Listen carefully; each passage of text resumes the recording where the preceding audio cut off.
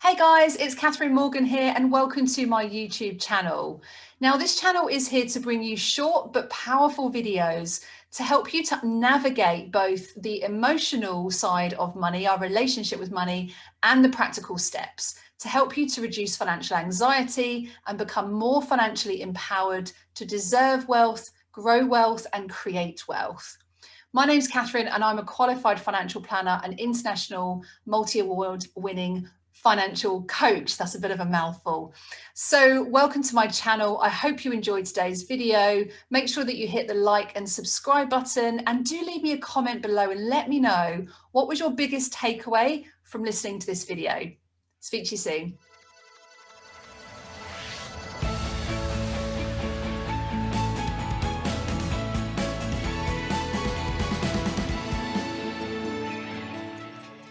So one of the biggest challenges that I have faced growing my business, and I hear this all the time from people that I work with, are that we get really overwhelmed really quickly. We have so many things to try and balance and juggle that we feel like you're kind of spinning multiple plates at the same time. And then sometimes it's also that lack of clarity as to, okay, so which of these things do I focus on next? So staying focused is an area that I think I've really improved on personally in my business and in my life. And I want to share with you today an exercise that I've been using for the last 12 months that's really just enabled me to change everything. And I mean everything. This is the simplest exercise that you can do. And I'm going to share a template with you at the end of this that you can download and use for your 2021 planning. But I've definitely found that one of the biggest challenges for me is not necessarily in the hows, the how-tos, the strategy. It's more in the fact, well, how do I actually balance between spending enough time in the business, spending time in my family, in my life, with my health, with my friends, all of these things. So I want to share with you a simple exercise that you can do to really focus on making 2021 a year where you feel less overwhelmed, more clarity, and more focus on what your next steps look like. And remember, it's about the small steps, big wins. It's the small steps of imperfection that are better than giant mammoth leaps. Okay, so the 4 questions that I'm going to share with you, these are the things that I look at every week. Now, what works really well for me is that on a Sunday morning, I've just found this sweet spot of time where I'm in bed with a cup of tea and my journal and my planner. And I'll share the planners that I've been using at the end of this video as well. Although you may well have already have purchased your planners already. But for me, I take a blank piece of paper and I split it into 4 quadrants. So if you've got a piece of paper in front of you and you're listening to this, please feel free to just do this along with me. Alternatively, you can come back to this video or you can just download the template that I'm going to share with you at the end. So what I do is I take a piece of paper and I split it into 4. And the first area that I focus on are my wins. So my wins for the last 7 days, for the week that we're just finishing, which is why I like doing it on a Sunday, because Sunday for me is just that really good time to reflect on the week and then also plan ahead for the week. So I literally think about, okay, so what have I achieved this week? And I just brain dump everything onto that little quadrant on my piece of paper. And that is everything, like every little thing as well as the big thing. So it could be things like I got on top of my emails this week. I attracted 2 new clients. I launched my new course. It might be I had 2 litres of water every day. I exercised 3 times this week. I had a day on my business rather than a day in my business. I managed to increase my social media following by X amount. I increased my podcast listenership by X amount. It could be anything at all that's related to your business, your life, your health, any area at all that you feel, right, that's been really great for me this week. Maybe you've made some more connections. Maybe you have made an important decision. Maybe you've been quoted in a piece of press, or somebody's come to you and asked something of you and you think, oh, that's something on my bucket list. So think about listing out all of your wins, and I really want you to think about listing the small things and the big wins. Okay, once you've done that, Then on the flip side of that, if you think about flipping the coin, on the next quadrant on the right hand side at the top of your piece of paper, I would then think about your challenges. What's got in your way this week that maybe if it hadn't have been there, you would have felt like it had turned into more of a win than a challenge? So typically things that go on the list for me are things like my energy. Maybe I've just had a really flat week energetically. Maybe it's been the time of the month. Maybe you've had a fallout with a family or friends. Maybe you've not felt very well that week. Maybe you have had a client who you wanted to work with and they decided not to work with you. Maybe that's been a challenge for you financially. Maybe one of the challenges is you just felt really overwhelmed. Maybe you've been copycatted that week. Maybe you've applied for a trademark that's not been successful. Think about just what are the challenges, what's got in your way. And what's really interesting is that often when I get stuck into my challenges, my main challenges tend to be myself. It tends to be when I step back and do that kind of helicopter view on my week, I think, do you know what? It's me that's got in my own way. It's me that's lacked the confidence or the drive or the not good enough feeling that, oh, I can't possibly do that. That little critic voice has come out to play this week. So often when I look back at all the challenges throughout the year, it's really been myself that's been the biggest challenge. And this is one of the great things about doing this exercise every week, is that when you do it every week, and if you keep it in a central place, so if you're going to print out the template we provide you with, like print out 52 of them and put it into a folder, or have one notepad where you just split your piece of paper into the 4 quadrants, because then what you can do is you can go back, and that's really powerful, because what you perceive to be a challenge now, in 6 months' time, may have turned into a win, or actually may have just turned into something that was never a challenge in the first place. It was just something you believed to be a challenge. It was a mindset shift that was required. So that's one of the great things about keeping it all in the same place. So that's your challenges box. The next box then underneath is lessons. So this is where you can take some time to reflect on, what lesson did you learn about yourself this week? What do you need to let go of? What do you need to be open to? Maybe it's about I've learned this week, about I need to be open to more opportunities. I need to be open to expand my business into Instagram or LinkedIn, or maybe something's come up for you there. What did you learn about yourself?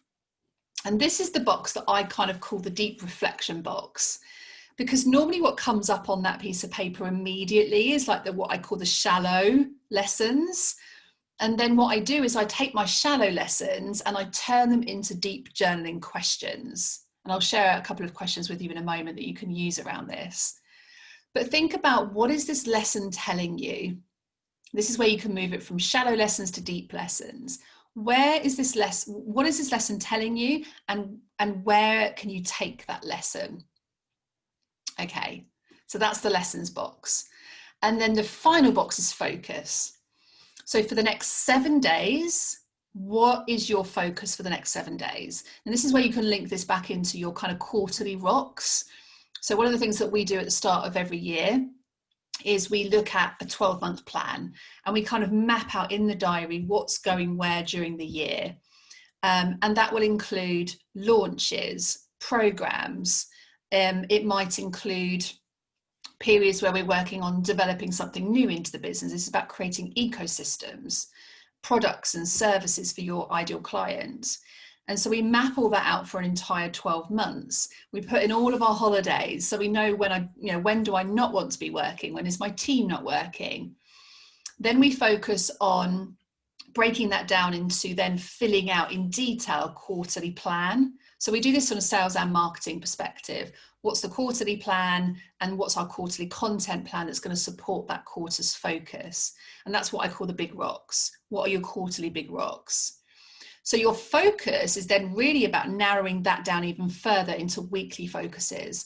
So if you know, for example, that Q1 of 2021 is you're launching a new product, then you'll want to work backwards from your launch date. What are you launching? How are you launching that? What are the focuses that need to happen in the weeks prior to that launch? So that focus box might be, okay, this week I need to write out my email sequences. I might need to go and do some Facebook Lives. I might need to go and reach out to my connections or my partners. And so there may be some focuses specifically around what you're launching. There may also be some focuses around things in your personal life. Maybe you need to go and book that dentist appointment, or you need to book a day off for yourself, book that spa day, for example. So it doesn't have to be all business focused, but it's linking this back to your vision. What is the vision that you're creating? And what is it that you value the most? If you focus on what you value, you're much more motivated to actually do it as well. How many times do you, and I include myself in this, how many times do we write a to-do list and then we pick off all the easy ones, all the ones that we feel really motivated to do, but either because they're easy or because we really want them to happen? And then how many times do we put things on our to-do list that we just don't really want to do? You know, that's the time to think about, okay, so do I need to focus on that, or can it be delegated? Can it be delegated to my partner? Can it be delegated, you know, if that's appropriate? Can it be delegated to a virtual assistant? Can it be delegated to your team? So that focus box doesn't necessarily mean to be things that you need to do, but it's where's the focus? Can you see the difference there? Where's the focus first, and then who needs to actually perform the action or the task that's associated with that focus? But the motivation part is really interesting. So sometimes I will look at my focus box and think, okay, here's my list of focuses. What am I motivated to do the most on a scale of 1 to 10? And I'll put a little number underneath it. So maybe that focus is, I need to do my tax return this week. Focus is number 1 because it's really important. It's a high priority task, but I don't need to do that. I'm going to outsource that to my bookkeeper or my accountant. So it still gets completed, but I'm not wasting my energy on doing something that I can pay somebody else to do, and that will free up more of my time. So that's the focus box. Now, going back to the lessons box, when you're looking at what are your wins, what are your challenges, what's the focus ahead, and what have you learned about yourself, I would then take that shallow lesson and turn it into a deep lesson. And the way that I would do that is, once I've done that grid, I'll then get my journal out and I'll use some questions across the week to really dig deep underneath that lesson. What is that lesson telling me about myself? Because often when we do this deep journaling work, that's when some real magic can come up. This is about cultivating a deep relationship with yourself. This is where you can find that opportunity to tap into that inner true voice, that kind of intuition. And this is about being really proactive, not reactive. Because I'm sure you're sitting here listening to this thinking, there are times when that little voice comes up again and again and again. And there's often a reoccurring pattern with this, because it's the brain's way of just reaffirming and telling you what it's gathered from history about a belief. But remember that a belief is not necessarily true, but the brain thinks that it's truth because the brain doesn't know how to differentiate between truth and fiction. It doesn't know how to differentiate between the two. It just takes information as exactly that, as information. So you've got to show your brain, where is the evidence to support this lesson? Where is the evidence to support this belief? And sometimes I'll do that on a piece of paper. I'll write, right, what am I telling myself? Is this belief actually true? Where is the evidence to support this belief? And on the other side, where is the evidence to counter support this belief? So for example, let's say one of my challenges has been, I can't possibly launch this course because it's not perfect enough yet. The lesson in that for me is about the perfectionist voice. And so the lesson in that for me, if I dig really deep, is that I feel that in order to be successful, it has to be perfect. But is that really true? Where is the evidence to support that that belief is true? And where is the evidence to support that belief is not true? Now, I could probably list a ton of examples of actually when I think that that belief is true, but also I can list a whole load of evidences to show it doesn't have to be perfect. And actually, what is even perfect? And my brain starts to question, like, well, what does perfect even look like? Does perfect actually even exist? It's only perfect in my mind by the levels of expectations that I'm placing on myself. And those level of expectations often come from other people's opinions, not my own. So it's a sense of worthiness, a sense of confidence. So you can see in that example how that shallow lesson can really turn into a deep, meaningful lesson for yourself. And, you know, be curious to just explore some of those for yourself. Some of the other questions I'd also ask myself are things like, when I'm focusing on something, which hopefully will then turn into one of my wins for the following week, think about how you're going to reward yourself. So if you achieve that focus, how are you going to reward yourself? It's one of the things I think we don't do enough of. We don't do enough celebrating of our own successes.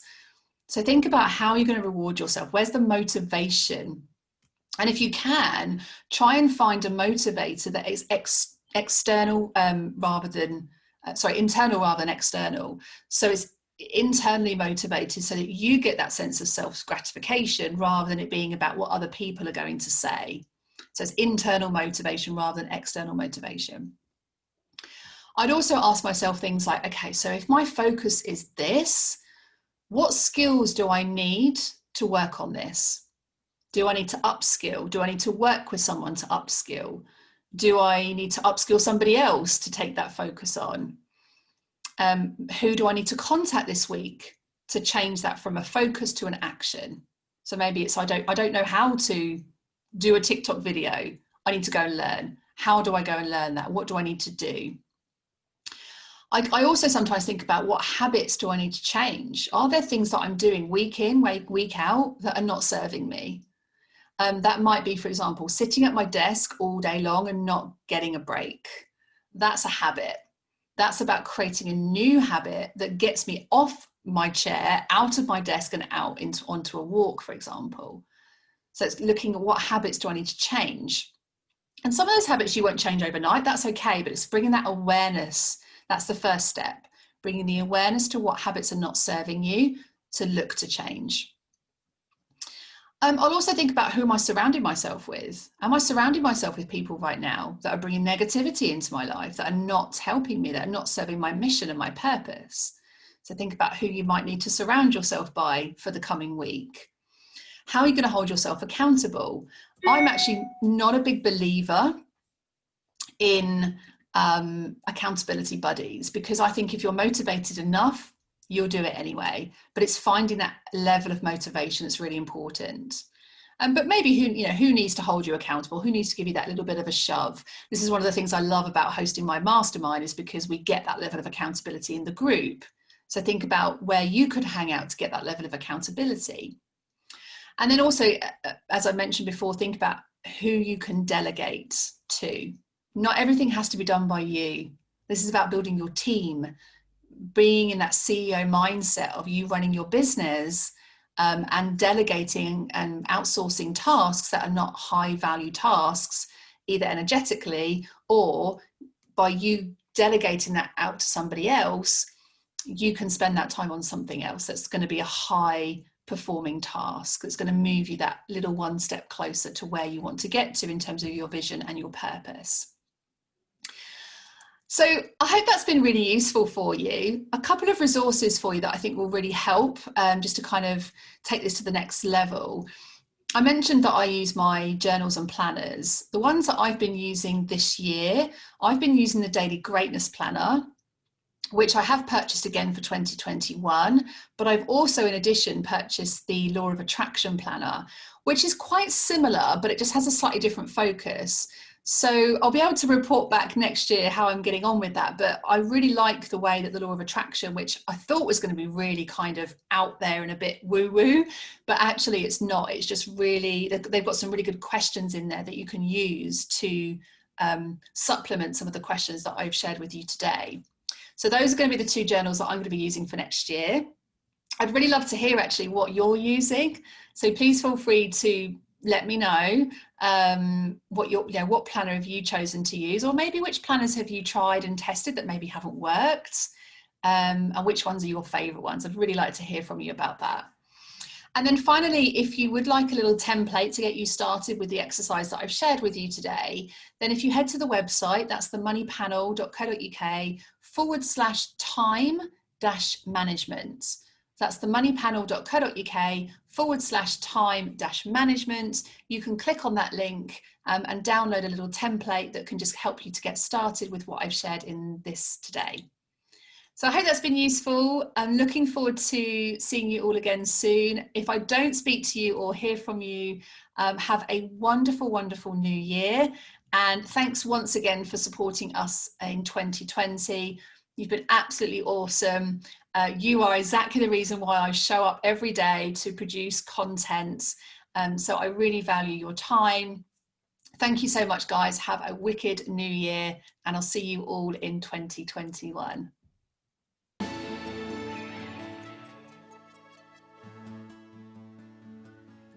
Thanks so much for listening, guys. I really hope that you enjoyed today's video.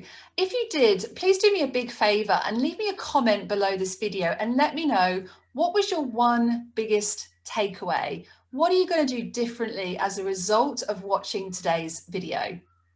Now, you can go ahead and check out more free resources available to you at the website, which is themoneypanel.co.uk, or please feel free to tune into our weekly podcast on all of the typical podcast channels. That's In Her Financial Shoes. And remember, small steps, big wins. Let's go.